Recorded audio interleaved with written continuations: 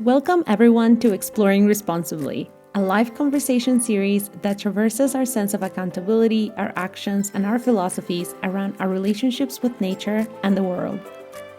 The conversations happen live on Instagram and are then saved and redistributed in the hopes to reach more folks like you. I'm Gabachia, your host, and I want to thank you for being here. And we are live.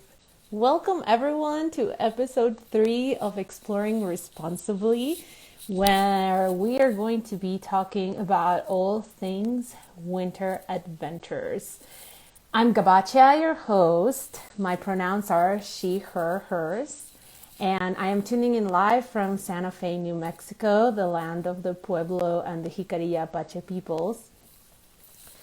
And today I'm really excited to have my guest, Dani Reyes-Acosta from, well, you may also know her from her Instagram handle, Not Lost, Just Discovering.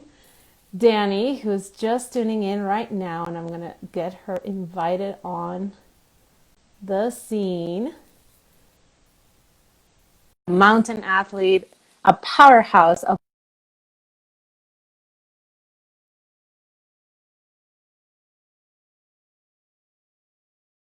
to be or an outdoorsy person or our relationships with nature. So welcome in. How are you? I'm doing good. How are you? I am fantastic. Oh, there's Abby! I know. Hi, everyone. Oh my gosh, Yes. this is exciting. I know. Thank you so much for joining me here today. I was actually just done introducing myself. So why don't you go ahead and you tell us like who you are, where you're tuning in from, your pronouns, all that fun stuff. Yep, absolutely. First, I just want to make sure, can you hear me okay? I have a little bit of a static with you. Oh, fancy. Yes, I can hear you well. You can hear me. Okay. I can hear I you. can hear you. Great. We're good. All right, I'm jumping in. Hello, everyone, and thank you for having me, Gawachia, and thank you, everyone, for being here. I'm Danielle Catalina Reyes-Acosta, a.k.a. Dani. AKA Dani for short. Yep, my pronouns are she, her. I am coming to you from the lands of the Ute and Pueblo people. I'm in Southwest Colorado, and I am not in a van. You are not in a van. Okay, I Nope. get a feeling we're gonna get to talk about that a little bit. Maybe a little bit. Well, thank you so much for joining me. I have, I guess I would just like to get started with you telling us just, I guess, the short version of the story of your life. Who is Dani, and what's her relationship with the outdoors like? Oh gosh. Well, the book is coming out. I'm just joking. There's no book. Yeah, Not right now. the 4 hours that Instagram allows us to be here. Sure. We'll happily do that. Well, tonight I'm making enchiladas for my friend's birthday, so I know. So I can't stay too long. So you are the best friend on earth. I was supposed to make tamales, but I don't have time for that. Right? I'm sorry. I feel that. Enchiladas are great. Yeah, Janelle knows what I'm talking about. I don't still have time for that. So we're gonna have elk tamales, which will be really good because we grew everything, and our neighbor hunted the game. Wow. Anyway, so that's Dani's present day, like part of the.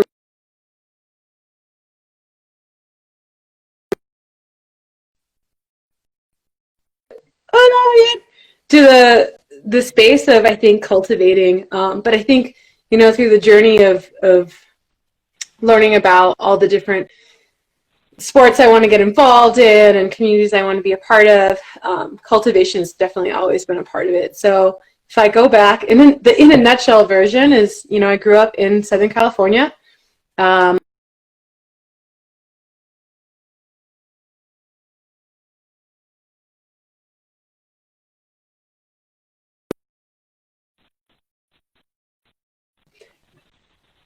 Where I grew up, like I kind of was just always a part of the outdoors, and because we were very close to, we had the privilege of being at the beach.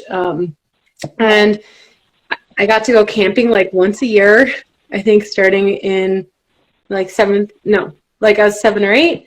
And I think we got to go skiing a few times, like once or twice a year when I was younger as well. And so in high school, I moved to Fresno, California, where my mother grew up.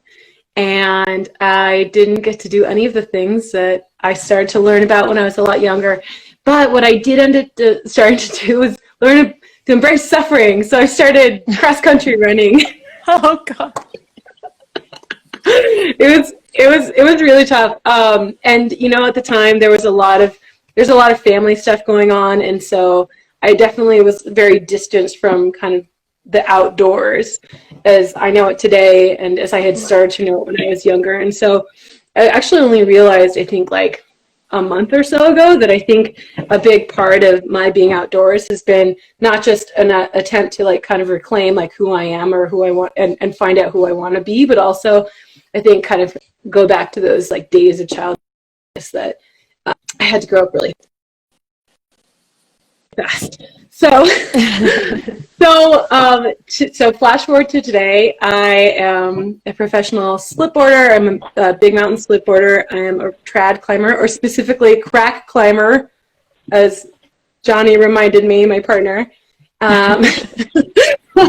which is like very particular. And what else? I love surfing. I love trail running. And I think, to me, I think being outdoors is a way to kind of embrace all of the experiences of who we are as humans, whether that means difficulty or the joy and the beauty. Sometimes it's healing, sometimes it's sadness, but the outdoors is all of those things. And I think I'm just trying to see, what I can find when I just keep getting higher into the alpine. And so what I'm working on this season is really moving into a space of just big mountain slipboarding. And it's really exciting, and taking the storytelling that I've been doing through writing, and this is the third time we've shared a screen, right? Yes, I think so. Third, I know. It's really, I'm so excited to be a part of this. I know. Well, it's called, I don't know, I think we're just doing the thing, Doing the thing, exactly. No, I agree. And you're doing the thing in 2020. It's all 2020, which is crazy because it feels like it was years ago that we did the Leave No Trace panel, and no, that was just a couple months ago. Yeah, no, that was 2 months ago. I was in Telluride in my van. I remember. But yeah, I think it's just my journey. It's only just beginning, and I'm really excited to be able to share that space with people like you, people like, hi Kat, all of our Instagram friends that are jumping on that that have been here from the beginning, or even present day. So that's me in a nutshell. Finding the limits of my possible. That's what I say. Good. Oh, I love that. Okay, you're gonna have to write down for me so I can make it a quote. I love it. Girl, it's on my website. Oh, I have a brand new website, notlostjustdiscovering.com. Perfect. I gotta go check out the revamped version, because I know it's been under construction for a little bit. Like, I know. Constantly rebuilding websites. I know. Congrats. I know how it goes. I feel like my website always says that it's under construction because it's never really done. Like, I'm always, it always takes a back burner, so we're kind of, in a way, always working on it. Totally. So before we move into today's topic, which is all winter adventures, I want to ask you what I ask everyone that comes on here with me. Okay. What does exploring responsibly mean to you? I love this question. And I love this series just so much, because I think I don't know if I've been privy to know about this from the beginning, but I feel like I've watched you explore how this, like, conceptually how this question unfolds. To me, exploring responsibly is moving into spaces that, both known and unknown, are through a series of actions that I didn't write this down, sorry. Through a series of actions that like enables you and empowers you to kind of be your best self at the same time as honoring and respecting those who came before you and are still there today. Beautiful. Yes, and that's perfect. There's no right. I mean, there's no wrong answer, really. Thank you, Ninode.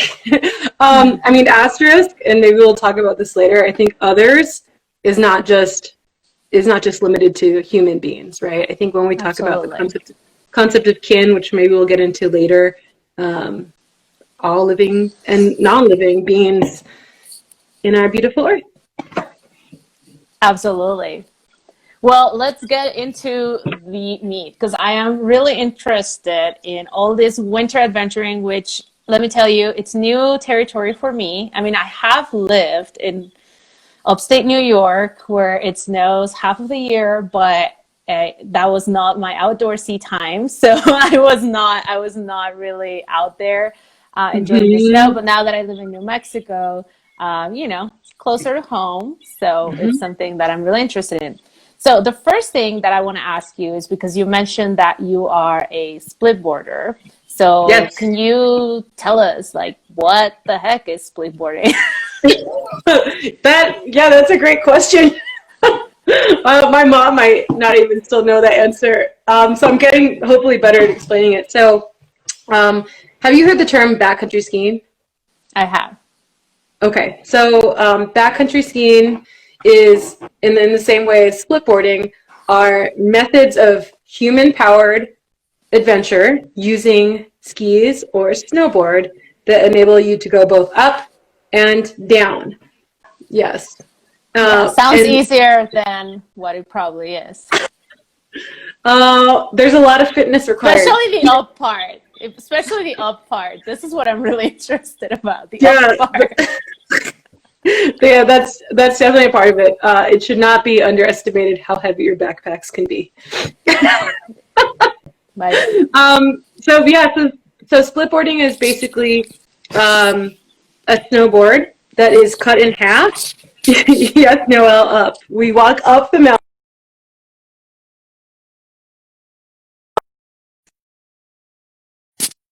Or is that just? Oh, there you are. Okay. No, so, that was just me coughing.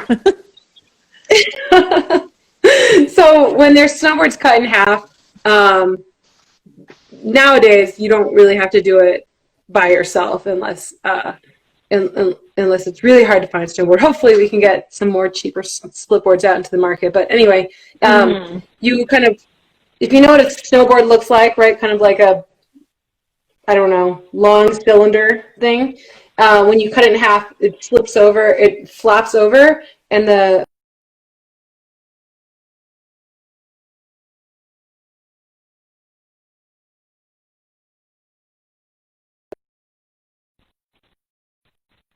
split board. That would be great. Yes, no, but it's good for you to practice. Like, if you don't have anything else but your words to describe this, let's see how much we can get. Yeah, absolutely. It's a way to walk up, and then when you come down, it just looks like a regular snowboard.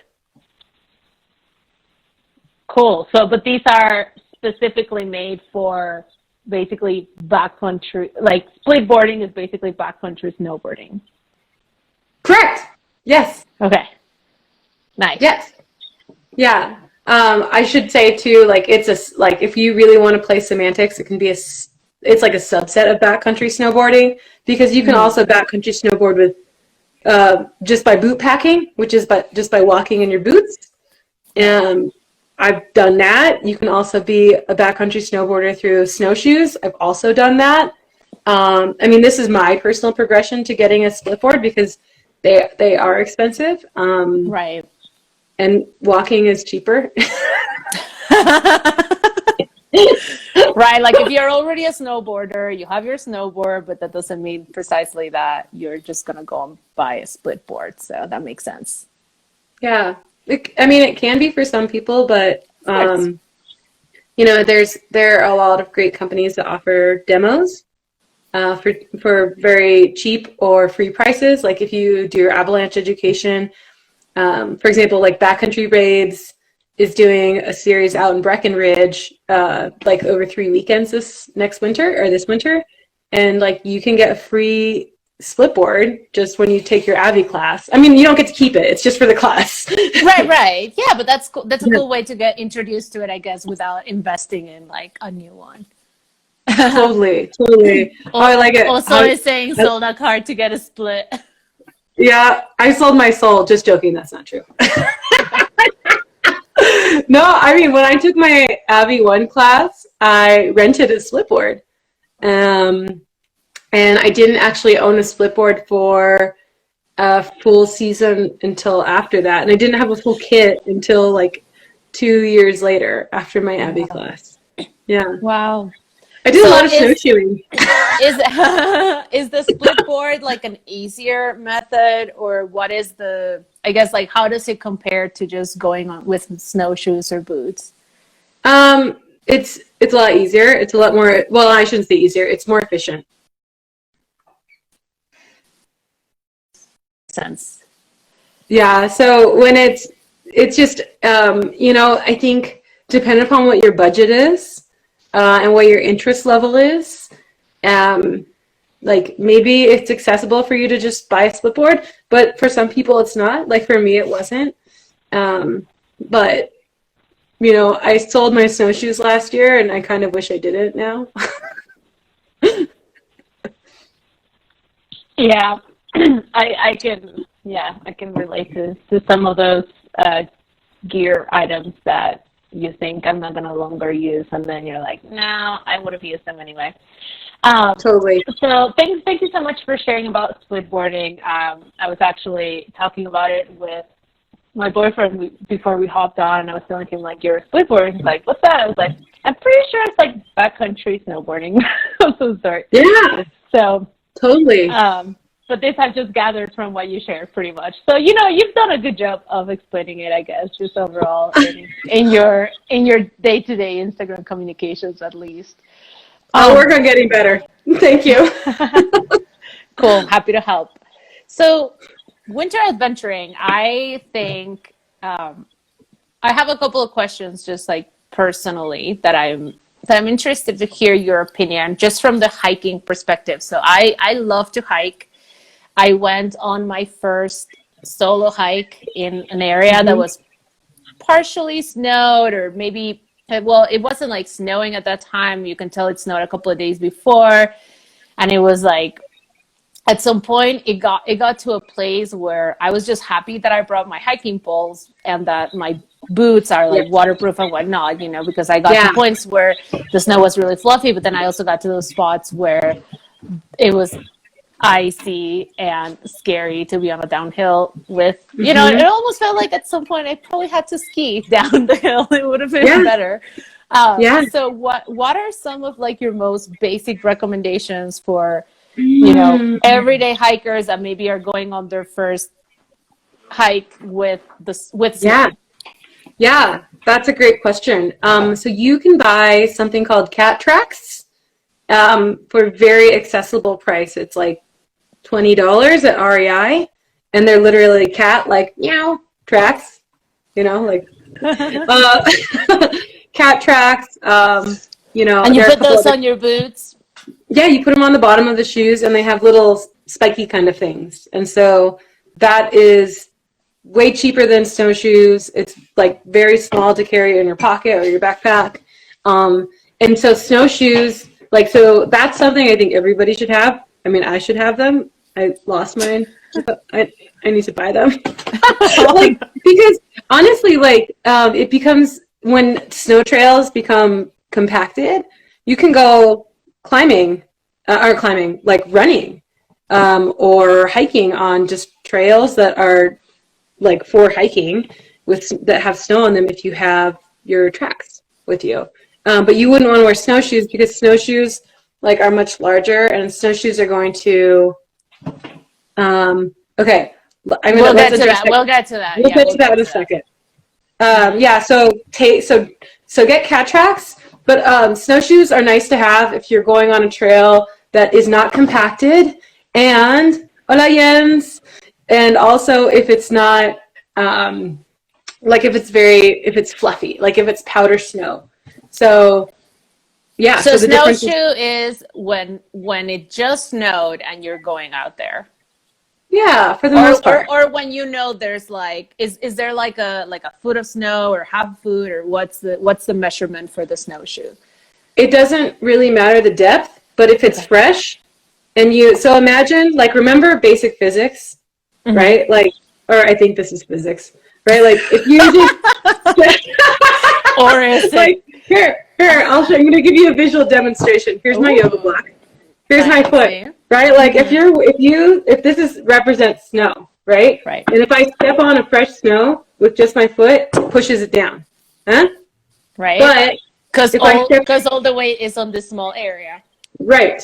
But if I use a big, large snowshoe, then it spans the area and I don't sink.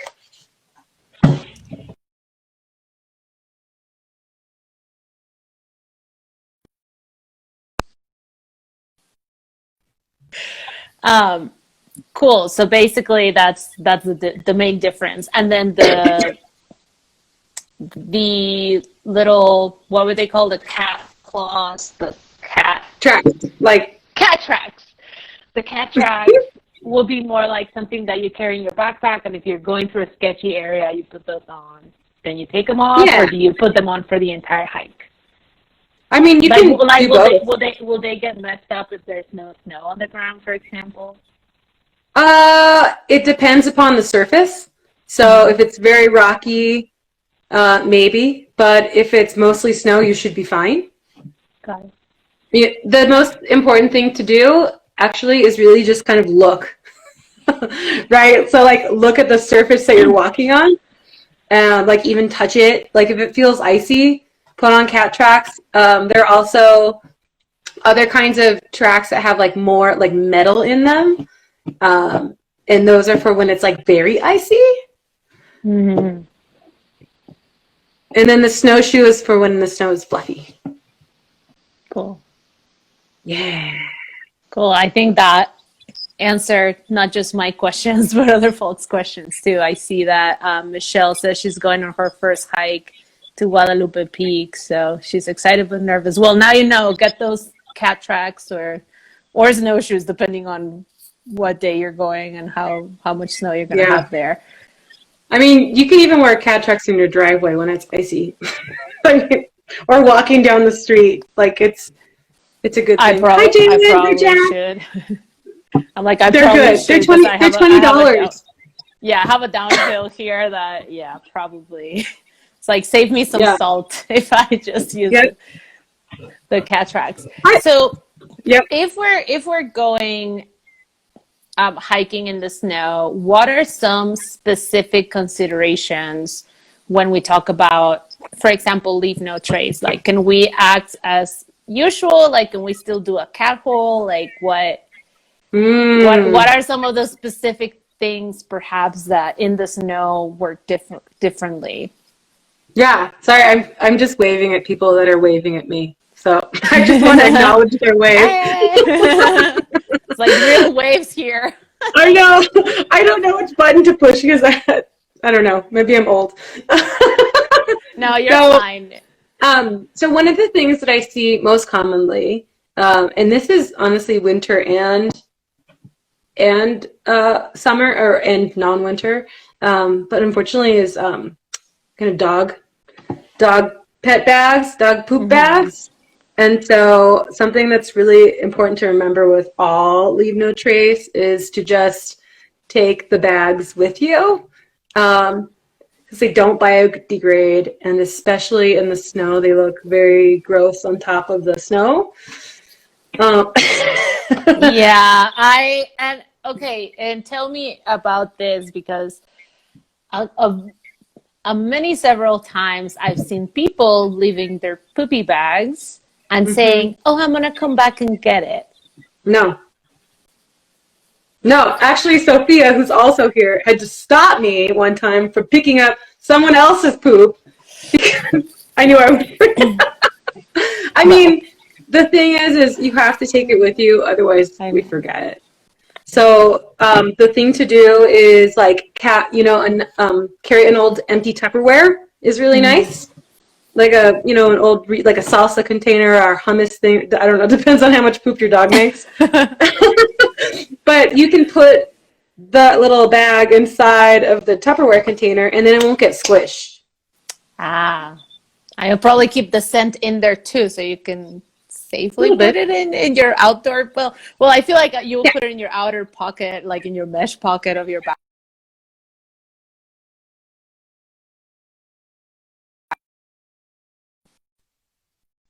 And yeah, that's I mean, the rule of thumb, to be honest, like I think maybe sometimes we start our hikes a little bit grumpy, and then, or I don't know, like do we forget how much joy we have when we go hiking?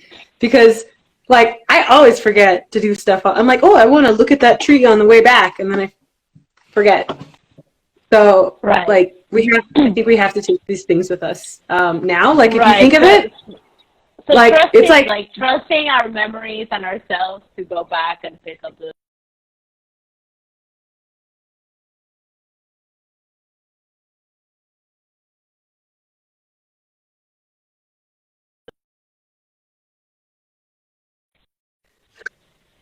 Yeah, like right now. Yeah, like my rule, and this especially applies to like climbing helmets or skiing helmets. If I'm like, oh, I should put my helmet on. Yes, I should put my helmet on right now. Or like, oh, I should pick up the dog poop. Yes, do it, because I forget. Yeah. Anyway, we're talking about dog poop. What else about LNT? I mean, same thing for, you asked about cat holes. If there's a restroom at the trailhead, use it, and really like try to go to the bathroom before you go to the trailhead if you can, because depending upon snow conditions, some restrooms might not get serviced, and a lot of trailheads, like for example snow parks in California, a lot of them don't have bathrooms. Right. So like go prepared, and part of that preparing is like either using the facilities before or taking a wag bag. And so you can make a wag bag very easily. There are directions online. It's kitty litter and a plastic bag and a paper bag, or you can buy them at REI. Let's see, what else? What other LNT things? I mean, standard. Would you say like once you're going on like a true winter hike, like definitely bring a wag bag. Don't count on digging a cat hole at all. Yeah, for the most part, it's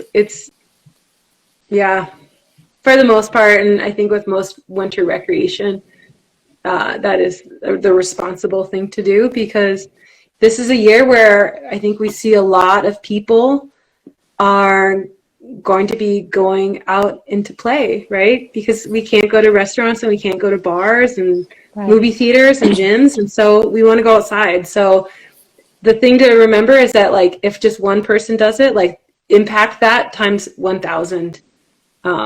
So bring wag bags. Take your poop. Oh, I like this. We're getting more questions. Yes. I know. We're getting some good questions that we'll get to once we're past the technical parts, because I feel like all these more existential questions are important. Super important. Okay. But I definitely want to cover the basics part. So okay, so those are great considerations for hiking. Now, how about for actual camping, whether front country or back country? Are there like main differences?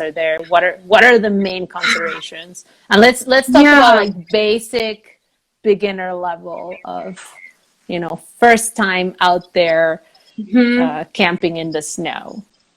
Oh, I mean, first time camping in the snow, I'd say go with a guided group, because when you don't, it can be a lot of unpleasant suffering. I'm just being honest. And there are a lot of programs that make these types of adventures really accessible. Like as someone, I think it was Kat earlier to ask like this question about trying new things. I remember years ago, before I got into the backcountry, I had all these ideas about going into the backcountry. I was like, I'm going to go make an igloo. I'm going to stay there. And then I'm going to go skiing everywhere. And like, this is like many years later, and I still haven't made an igloo to go live in and ski. You know, like, this just hasn't happened yet. I've taken a tent. Okay. Well, building an so, igloo, it doesn't sound like it's an easy task either. It's not. Ice blocks are really... And you're grabbing ice, right? You're grabbing... Well, you need gloves. Well, yeah, but it's still like, well, I guess I've never worn gloves that can truly keep me warm. So that's me. I use the hand warmers are my best friends because that's the only way I survive. Yeah. I mean, I think going back to your question about snow camping specifically during the winter. So we're not talking about desert camping or anywhere without snow. And if this is the first time you're really thinking about doing it, I would say, like, look up some local groups in the area that might be doing something like that and see if there is an event that you can go to, because those do exist. If you don't have the luxury of having a group locally, or it's not accessible for you, then I would say, you know, do things to make sure you're just going to be safe and warm. And for your first adventure, like, stay kind of close to the front country. And by that, I mean, stay either within cell phone reception or within like not more than a couple of miles away from a trailhead, so that if something happens, you can get out. Because the gear that you need in the winter is multiplied heavily by the type of gear you need in the any other season, just because you have to stay warm. But here's a fun tip. You can dry your socks by sticking them on your thighs in your sleeping bag, and bring more than 2 socks. Okay, that's my plug. Definitely bring more than 2 socks, even if it's not winter. Yeah. But wait, what was that? You put your socks on your thighs. Thighs. Like when you're sleeping in your sleeping bag, because your socks will get wet. Like even if you have if you have waterproof boots, your socks will get wet. So put your socks on your thighs. Like, put any wet clothes actually like in your sleeping bag, and in the morning it should be dry. It's going to smell, but it should be dry. Who cares? It smells a lot. Okay. I'll be ready. My only experience camping in the snow was, it wasn't supposed to snow. And then I woke up in Yosemite and everything was white, and it was fabulous. I mean, I loved it, but geez, breaking down camp when you don't have the hand gear for it in the cold. Oh gosh, that was right. Insane. I mean, that goes along too, I think, with the sock thing. Is like multiple gloves, right? Like, you want to have a glove to be in the snow with. You want to have a liner glove, and then you want to have just an extra glove. So, like, if I am gonna go, like, if I go on a hut trip, I take 2 pairs of gloves. When I've gone snow camping, I take 3, because there's not necessarily a way to make fire when you are snow camping, and so you'll have to rely on your body's warmth to keep everything else like warming up or just like not staying as wet. And then Javier actually had a really good point of putting like hot water in your Nalgene. So like another hack to stay warm is at night, like I use my Jetboil or little stove, and then fill up my water bottles with like hot water, and then put it in my sleeping bag. So that does 2 things. That means A, I stay warmer when I sleep, and then B, I have like water to drink in the morning. So sometimes if you have oh, that's right, like your water will freeze. So nothing as fun as that. It's like you wake up, it's like, really? Yeah. So the thing is like in the winter, or I'm sorry, when it's not winter, we can use like a dromedary or a big bladder of water, and that will let us carry like up to 10 liters of water. And and not worry about it freezing. But that water will freeze in the winter, and so in the winter you have to melt snow.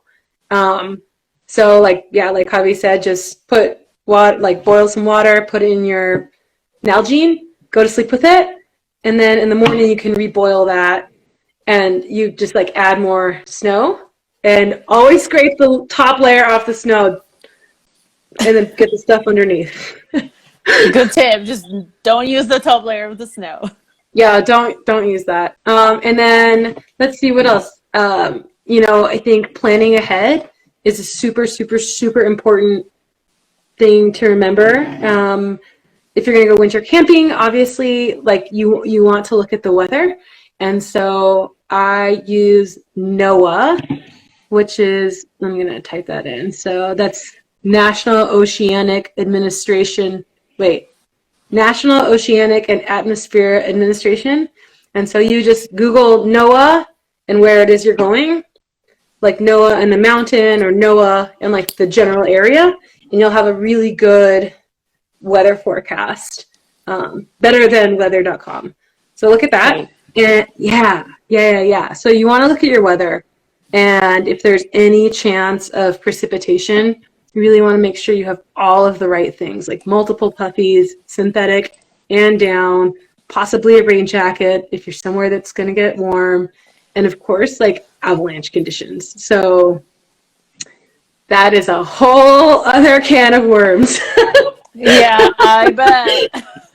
Are we going there next? We can go there if you're up for it. I think so. I would say like along in the hand in hand with the 101 winter camping is go to kbyg.org. I'm trying to type this in. Am I the only person that has a hard time typing and talking at the same time? No, I would say Instagram doesn't make it very friendly, so no worries. You're like, so kbyg.org stands for Know Before You Go, and they have a ton of material around backcountry safety and avalanche awareness that is all free, completely free, totally free. The website is managed and contributed to by avalanche centers around the United States. So you can also go to this website and find out your local avalanche center if you want to learn about avalanche conditions in your area. And then, they just have a ton of great information. I'd say too, like if it's your first winter camping, again, I'd really try and go with a group. Yeah. And if you're not going, if you don't, then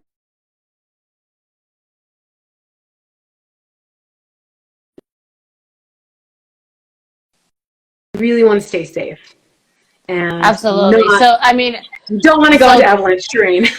Absolutely not. So top recommendation would be go with a group of people, preferably with people that have done it before and that are, savvy about like the specifics of being out there in the snow. But then if you don't have like access to a group or don't feel comfortable or whatever, it's okay to go, but making sure that you plan ahead appropriately and that at least you know that you're not going into an avalanche area and that you're going to stay close to a trailhead and that, basically, I don't know. What would you say is like if I consider my non-winter outdoor skills at this, let's say at 70%, that's like my best.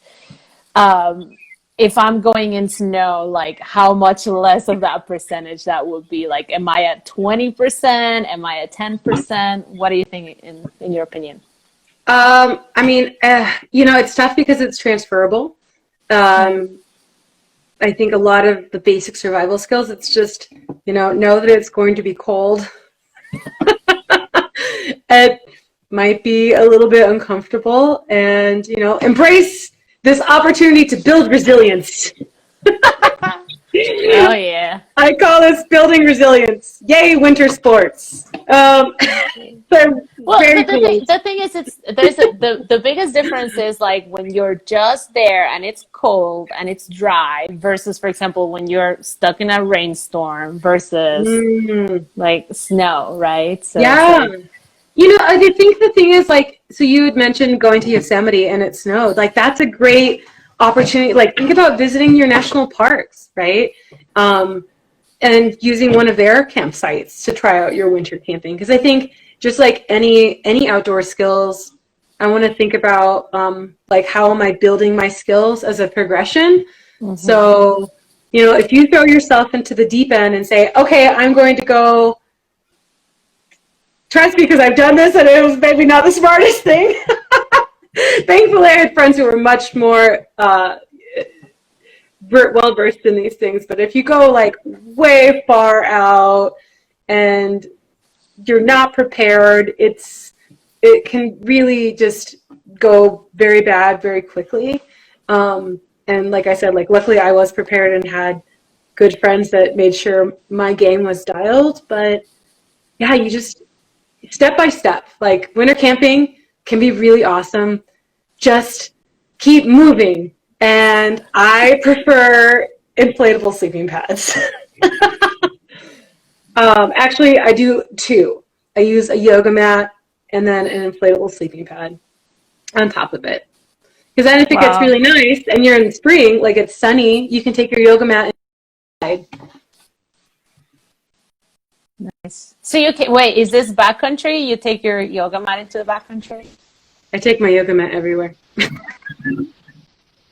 Good for you. No, Yeah. that's awesome. I mean, I have a really light one, but Yes. haven't taken it into Oh, the backcountry. I yeah. normally just do yoga on the rock, like, or on the No, terrain. that's good. No, that's good. I just use that as my sleeping pad because it just makes it easy. And yes, I Yeah, always of wear a course. hat when take beanies. Oh, I can plug an art. I can drop a link.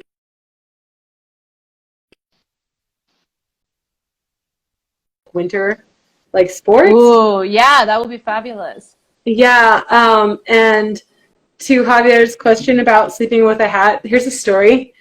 I have done winter sports, and I think like part of it is living in a van for these past few winters and traveling and living in houses without heating for so long that now I can't sleep without a beanie. It's really weird. Oh, it's just like your teddy bear, but like your It's beanie. like always on my head at night. So yeah, beanies are good. And yeah, then a baseball cap for regular daytime. I'm thinking about what else. Other L&T things for camping. Um, so obviously disposing of your waste is super important. We already talked about that. Wildlife is typically not as much of an issue because the bears are hopefully sleeping. Hopefully. But this is something to keep in mind, like in winter, or I'm sorry, when spring rolls around. So when spring starts coming around, Right. animals start waking up. And so just being conscious of like what's going on. And the way you can keep track of that is by looking at your local ranger stations, news bulletin, checking on the Forest Service website. And then, I think like when we'd gotten this question earlier, like, go into these spaces like with a group or on our own, like invariably we are probably going to be around other people. And so we just want to be cognizant of no matter how experienced we are, thinking about being like kind to other people who also may be figuring it out or may know more than us. And so I think it's really important to like just be courteous and say hi. How's it going? If someone needs help, Yeah. like offer them some help. Right. But like, never assume anything about anyone. And I think also too, just like, yeah, just be nice, follow the golden rule because creating spaces where everyone feels welcome is important. Yes. Absolutely. Is this a perfect segue into talking about ski kind? Oh, yeah. Yeah, yeah. So the ski, well, um, full disclosure, I um, just got put on my radar by some friends who are working with the Winter Wildlands Alliance, but Ski Kind, and then Recreate Responsibly, which is an organization I am a part of, are both organizations that are really trying to support everyone's journey in the backcountry, and actually just in general, Ski Kind specifically backcountry, but Recreate Responsibly is all All recreation. outdoor. Yeah. Yeah, and maybe does everyone know what the difference is between backcountry and front country? We should probably Maybe let's just talk about that. Yeah. stop really quick. I don't see any hands. Raise your hand if you know the difference. You know what? Instagram has a great I figured this out after so many lives. The delay between the time people put in a comment to the person speaking to see it, it's like a 5 minute delay. Oh, I know okay. it's crazy. It's long. So why don't we Um, just go for it and you can tell us a little 101 of front and back country. yeah, I'll give you the 101, and then if anyone has anything to add, please just drop it in there. But yeah, so backcountry recreation is typically recreation that's within cell phone reception or within ready access from a populated area. So backcountry is the opposite. It's remote, it's typically less traveled, and there is definitely no cell phone reception. In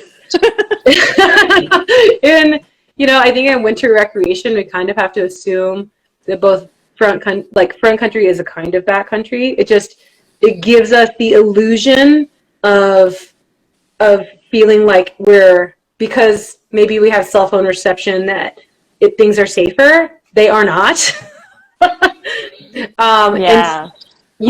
And I think one of the things like I've seen for myself and with friends and strangers too is I think just this perception of not realizing that just because we're like 5 minutes from, I don't know, McDonald's, like that it's safe. Right. And we just have to be cognizant of that. So anyway, so I think the ski kind principles kind of fit into both spaces. And yeah, ski kind was just created to be kind of a responsibility code, as it were, for anyone going out to play in the snow. And I think when they say play, they don't just mean skiing or snowboarding. I think they also mean, sledding, hiking, or snowmobiling, and Snow fighting? yeah, snow fighting.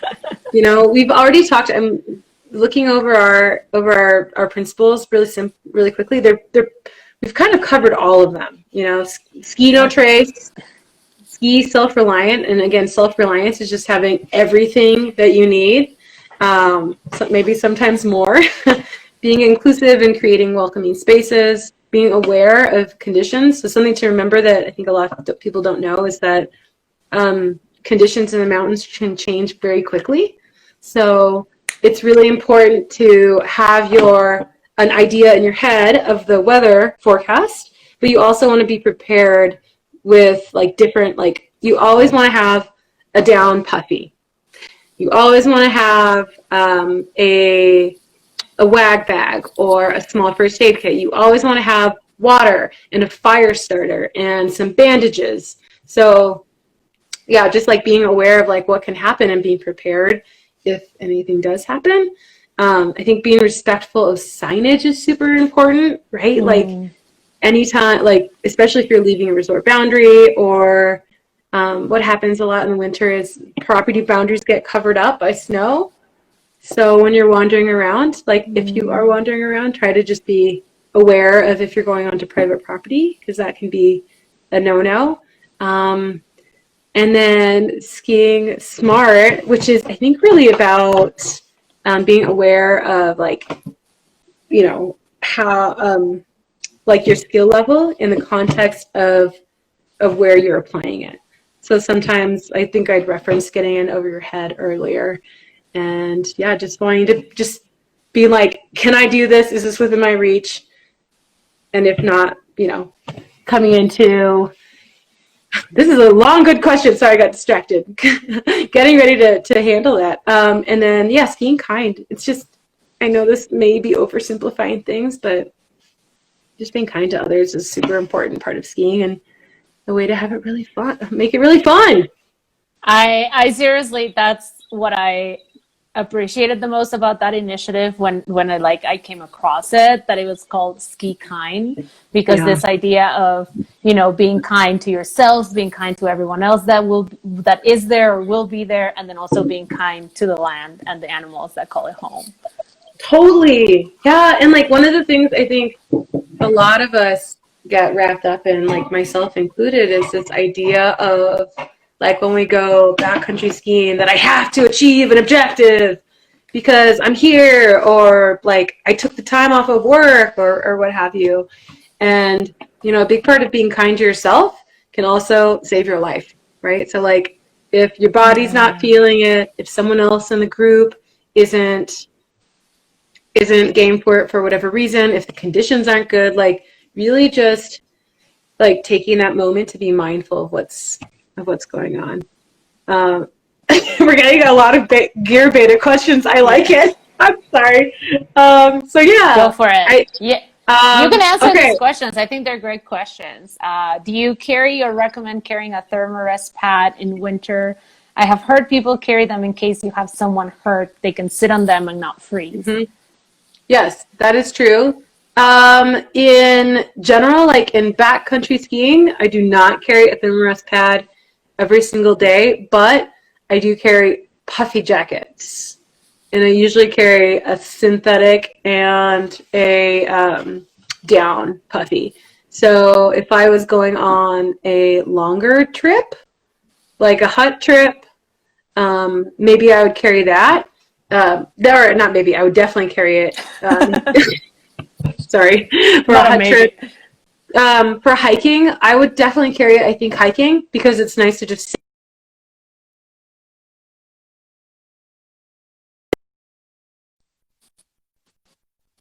There's really not too much sitting. Something else to remember is that you can sit on your backpack. That's a great place to sit. That's like the number one place to sit. Nice.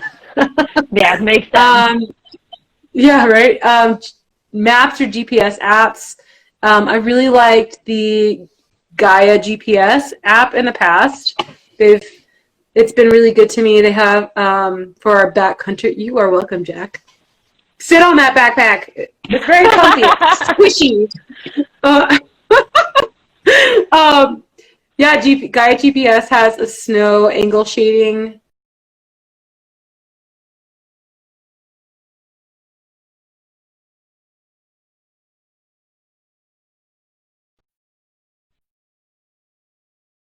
On it. I do not use all trails in the winter. I do not use all trails, and I do not use the hiking project or any of those other apps because it's just doesn't have enough information. And in the winter, the map apps need to have topographical information. So even the topo maps of old trails wouldn't really cut it for winter. I just have not had great success with this app. So you basically, wintertime comes around. I mean, I have many, questionable experiences with old trails anyway, which still makes me feel like, why do I still use this app? But anyway, I still use it. I kind of already know that, if it says 9 miles, it's probably 12. It's fine, But so come wintertime, you just go into Gaia GPS. Yeah, absolutely. Yeah, because I think something like All Trails gives us that like illusion of security that you know exactly where you're going, and like that is really just not the case. Well, if sometimes the trail isn't really there where it's on the map when it's not snowed, I can only imagine if it's not snowed. Right. Yeah, like learning how to read. If it's snowed. Right. Well, and actually, I think to add on to this question, it's really important to just know how to read a regular map and to have paper maps.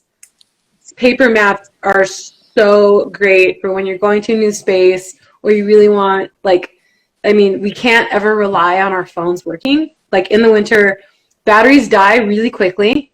I Like was gonna very, say. yeah, like very quickly unless you are actively trying to keep it warm. And once that battery's gone, like if you're relying on that, Bye. yeah, yeah. How is it? Have you ever used like an actual GPS device? Do those batteries last longer? Do you Um, know? no, I have not, Okay. and I will update you when I get access to one.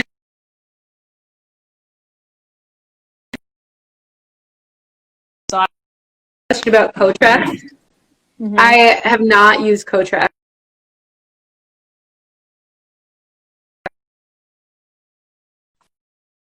No. Good. No, all these things are, I think, super helpful. Thank you so much, Dani, for that. Before we Yeah. start wrapping up, I want to get to some of the other questions that folks threw out that are more on the, I call it the existential side of things. The first question that came up was, how can one manage discrimination at the trailhead?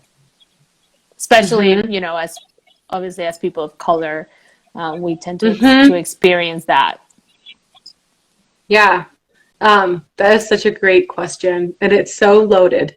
Yeah, I know. um, so, I speak from a perspective of someone who I think, like, I've really, um, I've, I've had the privilege of being in and around ski communities for a while.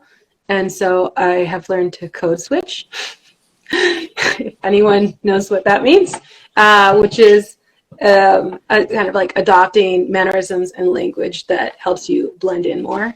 So that said, I started to get rid of my code switching because now I'm just like, this is me. Right? Um, It's harder to get rid of it than it was to get it, right? yeah. I think it, another part of that privilege of like being in these spaces is that I haven't really ever gone in to be a big winter hiker. Like a lot of the skiing I've done has been, in the formative part of my like years, and these years continue. Please believe me. Like I have less than 10 years of negative skiing under my belt, It's so not over. it's not over. This is a very early journey. I don't go to crowded trailheads because that has never been an experience that I've sought. Like to me, part of being in the backcountry is being, or even in the front country, is trying to be in a space where, like, I am out there learning something for the day or healing or whatever, and oftentimes, like, I mean, maybe I just have social anxiety. I don't know. so I haven't. I don't know that I've directly had anything said to me. I think that I've probably had more microaggressions in the past, and like those don't usually happen at the trailhead. Those usually happen like on a ski hill or Hmm. you know out touring. And the way that I deal with those is I just don't tour with those people anymore. So,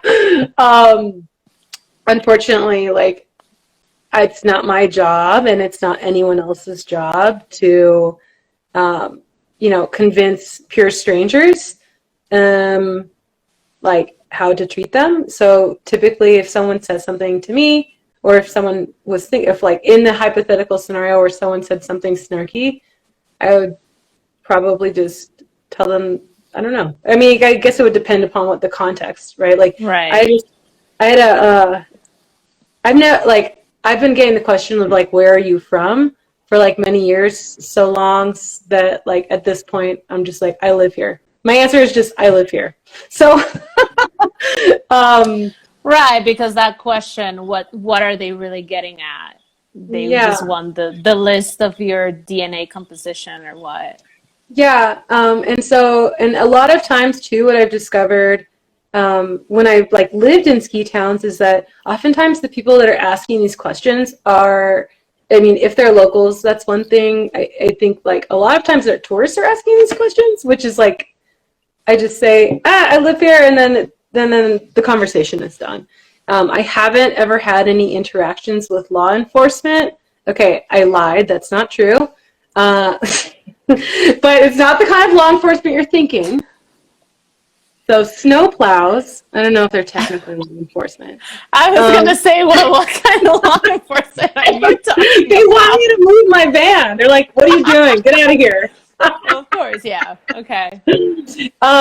Yeah, I think like as far as like law enforcement goes, just obeying the rules about parking is super important. A lot of towns like tell you very specifically like don't park on this side of the street because there's plowing, or like if a trailhead is overcrowded, go to a different trailhead. And yeah, it's pretty easy to I think like obey parking rules. And yeah, I feel like Josh has a story to tell me sometime, but maybe not today. I hope that helped, Javier. I'd say like just shine it on and say, please, thank you, I live here, or tell them the simple truth. And, oftentimes just save your energy for your adventure, because I think expending energy on these types of conversations can be, it's not constructive for you. And unfortunately, it really ends up like having those kinds of conversations hurts me more than the other person, even if I'm trying to educate them. So just smile, nod, and marry on your way. Absolutely. So the other question that we had was, how do you manage fear and hesitation of trying something new? Oh, that's a good question. So I think a couple things.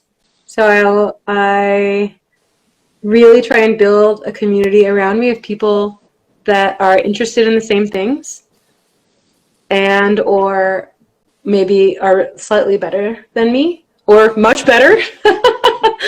You're welcome, Javier.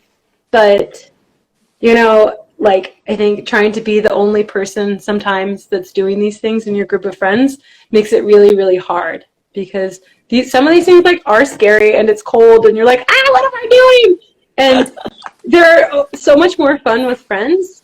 And so, yeah, like finding friends to go do these things with is a great way to just start building your confidence. And if you are based in a rural, if you're based in a non-mountain town and need to visit, like finding Facebook groups that have these interests, like hiking or like outdoor groups or backcountry groups. Like a lot of these groups do meetups, and so you can go to these meetups or just connect with people one-on-one. And yeah, it's just start building your community of people to validate like your excitement about doing something. And so what I think about, this is my tool. I don't focus on the fear. I focus on the excitement and the energy and the stoke. And then I think about the ways to build in the work to keep that momentum building. And then another way, of course, is making good playlists. Oh, yes. Really good one. How much of a role does it play for you to be, for example, trained in wilderness first aid or avalanche in terms of, in terms of building up that confidence? Yeah, knowledge is power. And I think anytime we acquire knowledge, we are building up our own kind of like internal fire to go do something, right? Like if you're just like, so I just wrote another article that I will give you later about like the ways that we can build our knowledge bases that are in addition to formal coursework. So we already mentioned kbyg.org. That's a great place to start. There are so many, like, you can download books using your like local library card and the Libby app, and for free, and you can, you know, acquire knowledge that way. There are so many podcasts that are just great to like start to hear the lingo, because I think anytime you go into a space, no matter who you are, and you don't know anything about like the lingo, the environment, the snow, you know, I think to build competence in an area of any skill, right? Like in this case, we're talking about backcountry travel. You want to think about like you're creating awareness of the things that you need to learn, right? So that's your formal education, and then moving up to this space where you can finally develop some intuition around like you moving through there. But I mean, trust me, anyone here who has imposter syndrome, congratulations, you are not a narcissist, like a clinically diagnosed narcissist, because those are the only people that don't get imposter syndrome. Everybody has imposter syndrome. I have imposter.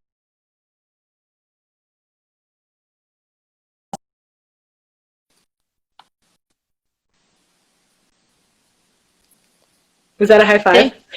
That was a high five, and yes, I also have imposter syndrome here and there. Oh.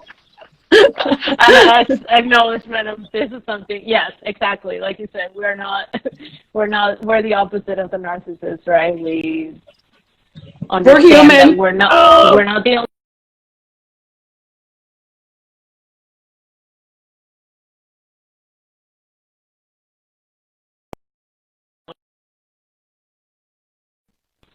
You know, it's just part of it. I want to thank you so much, Dani, for being here with me today and for coming back next week for the Spanish spin on this. So I'm super excited about it too. Woohoo! We go out in Spanish too.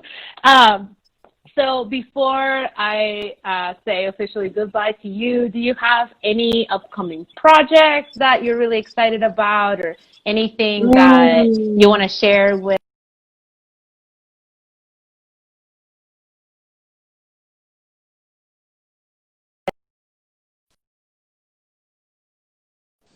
Are we back yet? Yes, we're back. Okay, awesome. So where did you lose me? You were asking me about upcoming projects. Yeah, so I want to share anything that's coming up, or anything that you know that we can get everyone here stoked about. Yeah, absolutely. So I have a series that's written. Obviously, I'm a woman. Well, not obviously. I'm a woman in the backcountry, and I'm writing a series of articles for Outdoor ProLink called targeting women in the backcountry. But a lot of the information is really applicable to any gender.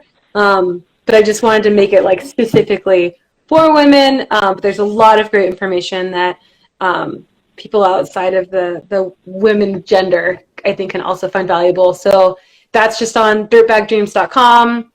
Also, I have a newsletter that I am getting better about sending out.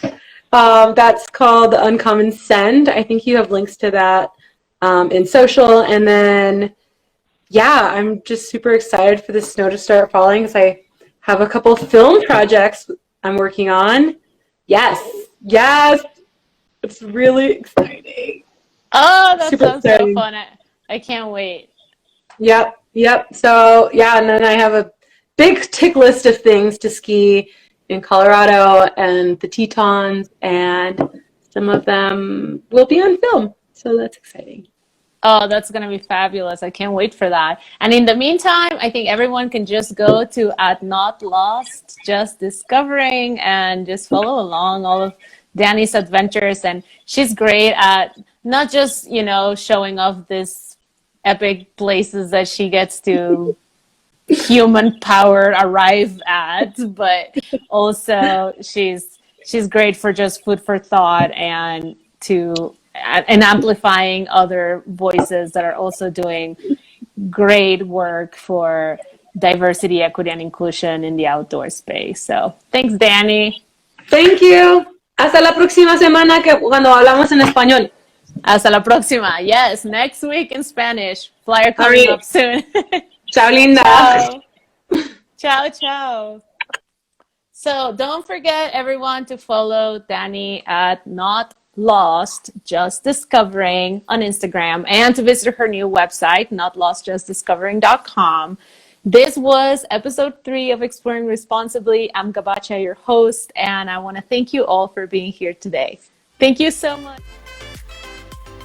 Exploring Responsibly is 100% generosity powered, so please go and check out our guests' work and support them. All relevant links can be found in the show notes. If you want to support this space further, you can also become a patron at patreon.com/Gabachia. I'm Gabachia, your host, and I once more want to thank you for being here.